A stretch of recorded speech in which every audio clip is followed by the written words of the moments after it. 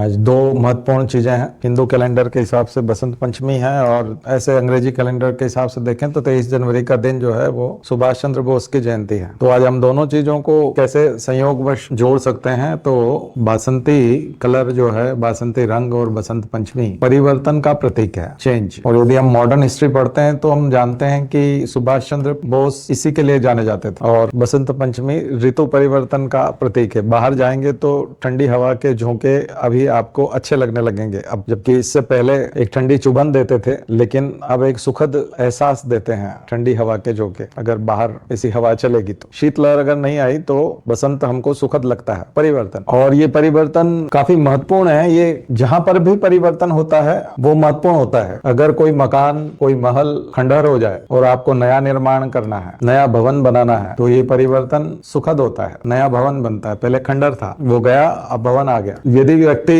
का जन्म होता है, कोई माँ बनता है, पिता बनते हैं, तो बसंत काल जो है वो प्रसव पीड़ा के बाद, प्रसव पीड़ा, तो इसकी तुलना हम ऐसे कर सकते हैं कि प्रसव पीड़ा पुरानी स्थिति है और उसके बाद शिशु आता है, उल्लास आता है। तो कोई नया शिशु हो, कोई नया भवन हो, कोई नई क्रांति हो, जो स्वतंत्रता संघर्ष की क्रांति, जैसे हम नेताजी को याद कर रहे थे, तो आजादी, गुलामी से हम कहां पहुंच गए, आजादी में पहुंच गए। ये सब परिवर्तन के प्रतीक हैं। और ये परिवर्तन, तो बसंत पंचमी जो है वो परिवर्तन का प्रतीक है। और इसीलिए आज के दिन परिवर्तन के संकल्प लिए जाते हैं। इसलिए संकल्प दिवस होता है, नए रिजोल्यूशन लेने का दिवस होता है कि हम परिवर्तन के प्रति संकल्पित होंगे। और फिर परिवर्तन जब कर ही रहे हैं और ठान ही लेते हैं तो फिर छोटा मोटा क्यों करना, फिर कैसा होना चाहिए। तो एक गीत है, कभी आप जाकर के सुनिएगा। जिसने मरना सीख लिया है, जीने का अधिकार उसी को, और जो कांटों के पथ पर आया, फूलों का उपहार उसी को। उल्टा है, जीने के लिए मरना पड़ता है। बीज पौधा बनता है तो बीज को गलना पड़ता है। जब वो गल जाता है, अपना अस्तित्व समाप्त करना पड़ता है, पुराना वाला अस्तित्व समाप्त करना पड़ता है, वो एग्जिस्टेंस खत्म करना पड़ता है। परिवर्तन, खंडहर ढाए जाते हैं। तो हमने एक गीत और बताया था आपको कि परिवर्तन के बिना न होता विभीषिका का नाश, मूर्धन्यो जागो मुर्दों से रही न कोई आस। उसमें बताया था कि परिवर्तन के बिना न होता, कोई न कोई परिवर्तन किए जाते हैं। जब भी नए भवन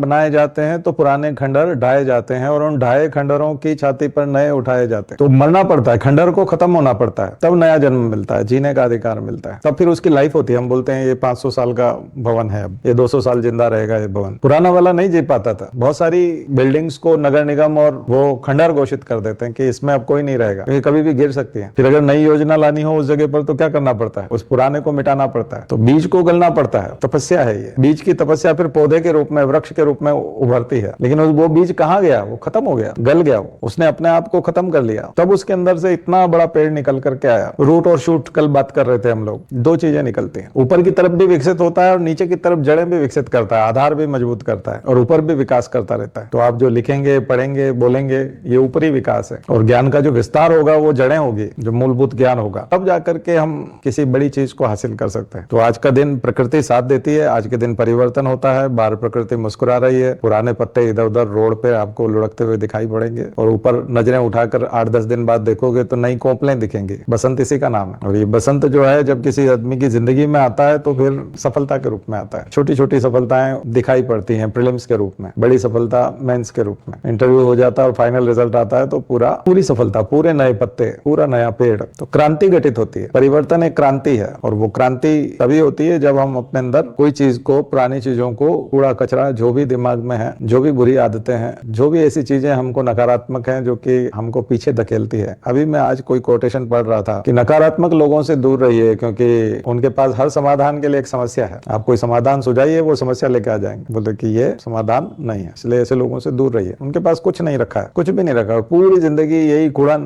पीड़ा, दूसरे को भी पीड़ा देते हैं, जो भी उनके नजदीक आता है पीड़ा देते। अब धुआं जहां होता है सबको आंखों में धुआं चुभता है। धुआं कभी भी सुखद नहीं हो सकता, कांटे सुखद नहीं हो सकते। जो जैसा होता है वही दूसरे को देता है। तो नकारात्मक व्यक्ति आपको कुछ नहीं दे पाएगा, जिंदगी में कभी नहीं दे पाएगा, इसलिए नकारात्मकता से दूर रहिए। तो आज कुछ परिवर्तन के संकल्प लीजिए और अपने आप को खपाइए इस सफलता के लिए। निश्चित रूप से सफलता आपको मिलेगी।